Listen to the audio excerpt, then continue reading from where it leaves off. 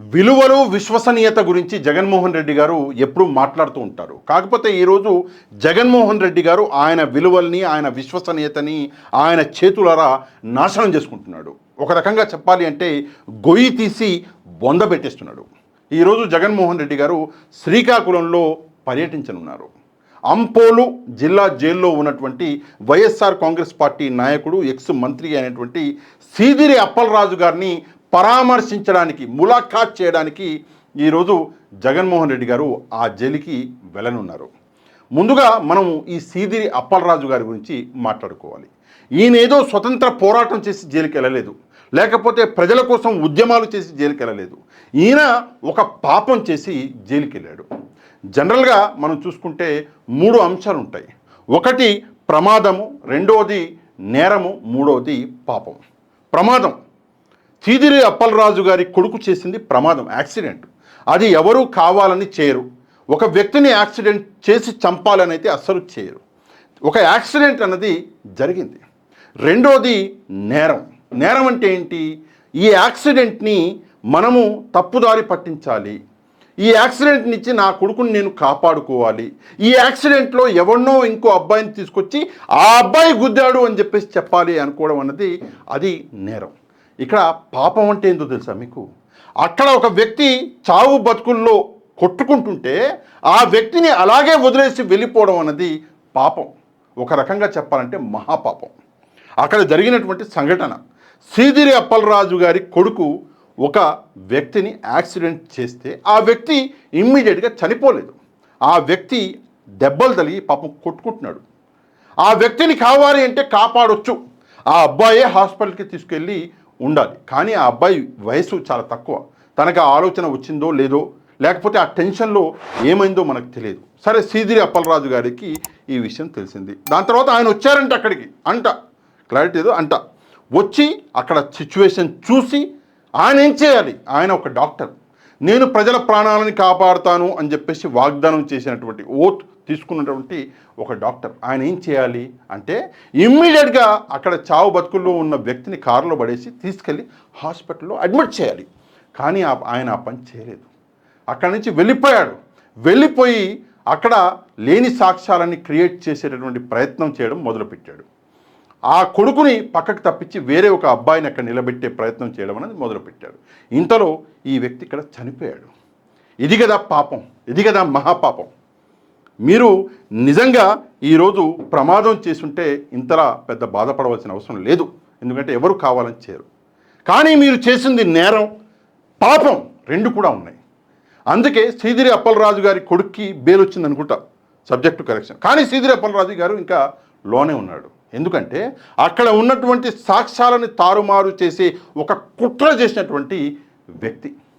ఆ వ్యక్తిని కలవడానికి ఈరోజు జగన్మోహన్ రెడ్డి గారు వెళ్తున్నారు అంటే నిజంగా ఆయనకి ఈ ఐడియా ఇచ్చినటువంటి మహానుభావులు ఎవరో, ఆ ఎవరు అన్నది నాకు తెలుసు, మీకు తెలియదు, నేను చెప్పలేను. కానీ వాళ్ళకి దండేసి దండం పెట్టాలి.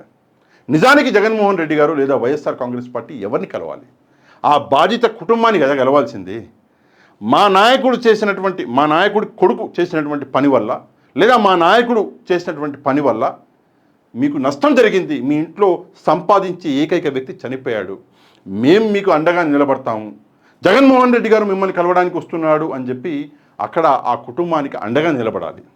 కానీ కుటుంబానికి అండగా నిలబడడం పక్కన పెట్టేసి ఆ పాపము, ఆ మహాపాపం చేసినటువంటి వ్యక్తిని కలవడానికి ఈరోజు జగన్మోహన్ రెడ్డి గారు జైలుకి వెళ్తున్నారు అంటే మరి దీన్ని ఏమనుకోవాలి? దయచేసి జగన్మోహన్ రెడ్డి గారు సమాధానం చెప్పాలి.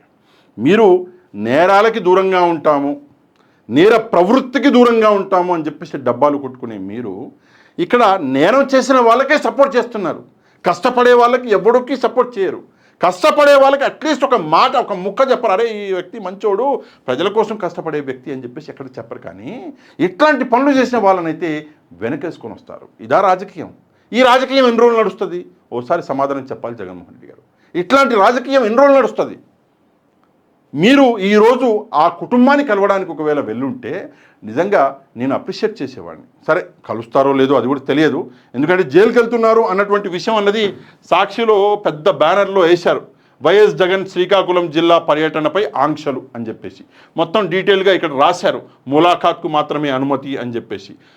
కానీ ఎక్కడ కూడా అక్కడ ఎవరైతే బాధింపబడినటువంటి కుటుంబం ఉందో ఆ కుటుంబాన్ని కలవడానికి వెళ్తున్నామని చెప్పేసి మాత్రం ఎక్కడ చెప్పలేదు. మీరు ఒకవేళ నిజంగా కుటుంబాన్ని కలవడానికి వెళ్ళుంటే నేను హ్యాట్స్ ఆఫ్ అనేవాడిని. కానీ మీరు ఆ పని చేయరు. ఓకే, నెక్స్ట్ ఇక్కడ ఒక చిన్న అంశం ఉందండి. ఆ అంశం ఏంటంటే, ఈ యాక్సిడెంట్ అసలు జరిగిందని సాక్ష్యాలు ఉన్నాయా అని చెప్పేసి కొంతమంది వైసీపీ నాయకులు మాట్లాడుతున్నారు. నేను వాళ్ళకు ఒకటే విషయం చెప్తాను, మనకి కుటుంబానికి జరిగితే కానీ మనకు బుద్ధి రాదు.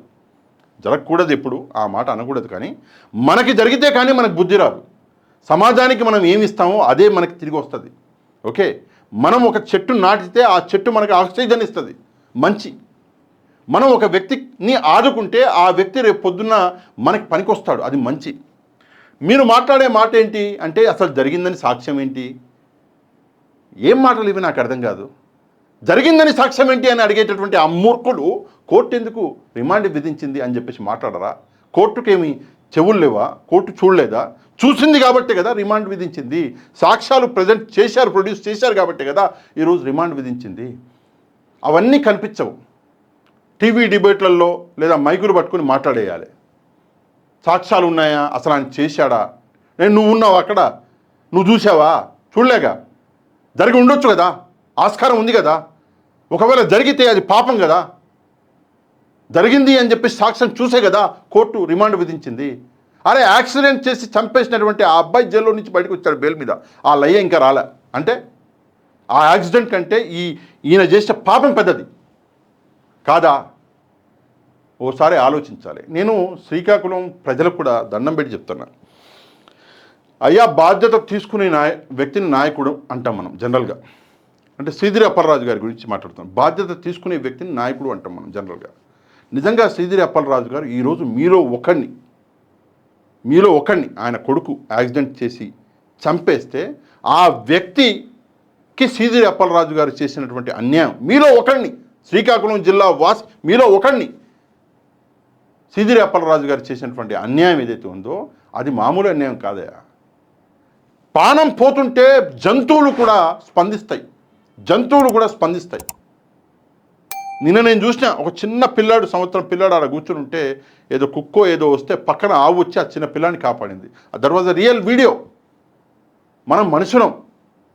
ఆ వ్యక్తిని కాపాడడం పక్కన పెట్టేసి తన కొడుకును కాపాడుకునే ప్రయత్నం చేసిన వ్యక్తి కాబట్టి శ్రీకాకుళం జిల్లా వాసులు దయచేసి ఒకసారి ఆలోచించండి. ఇట్లాంటి నాయకులన మనం సమర్థించింది, దయచేసి ఒకసారి ఆలోచించాలి. ఇక నెక్స్ట్ వచ్చేసి నా గురించి, అంటే చాలామంది నా యాక్టివిటీస్ మీద కొన్ని ప్రశ్నలు అడుగుతున్నారు.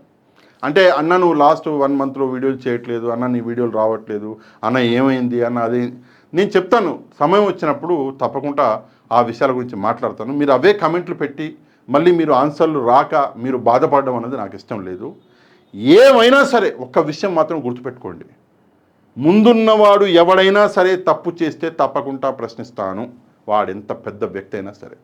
అండ్ తప్పకుండా ప్రజల కోసమే పని చేస్తాను, అందులో డౌటే లేదు.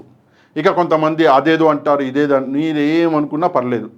మీరు అనుకున్నది నిజమై ఉంటే ఈ పాటికి నేను 300 వీడియోలు చేసి ఉండాలి ఈ నెలలో. నేను ఈ నెలలో చేసింది 3 వీడియోలేనే బాబు. ఎందుకు అంటే ఒక విరక్తి, అరే ఏంటిది, మనం నమ్ముకున్న సిద్ధాంతం ఎటెళ్ళిపోయింది, ఏమైంది, ఆ సిద్ధాంతం వెనకాల ఇంత మురికి ఉందా అన్నటువంటి ఆ ఒక్క గిల్ట్ అన్నది నన్ను లోపల నుంచి చంపేసింది. అందువల్లనే కొంత టైం పట్టింది. సరే, ఏదేమైనప్పటికీ కూడా ఈరోజు టాపిక్ శ్రీధరి అప్పలరాజు గారు, జగన్మోహన్ రెడ్డి గారు అక్కడికి అంటే ఆ జైలుకి వెళ్ళడం. దయచేసి ఈ విషయం మీద తప్పకుండా స్పందించి ఒక కమెంట్ చేయండి. నెక్స్ట్ మన ఈ వీడియోని ఒక లైక్ చేయండి. చాలా రోజుల నుంచి మన వీడియోలో మన ఛానల్లో వీడియోలు కూడా తక్కువ వస్తున్నాయి కాబట్టి ఒక లైక్ చేసి కమెంట్ చేసి మన ఛానల్ని సబ్స్క్రైబ్ చేసుకొని వాళ్ళు ఛానల్ కూడా సబ్స్క్రైబ్ చేసుకోండి. నెక్స్ట్ వీడియోలో మళ్ళీ కలుద్దాం. అంతవరకు థ్యాంక్ యూ వెరీ మచ్. జై హింద్.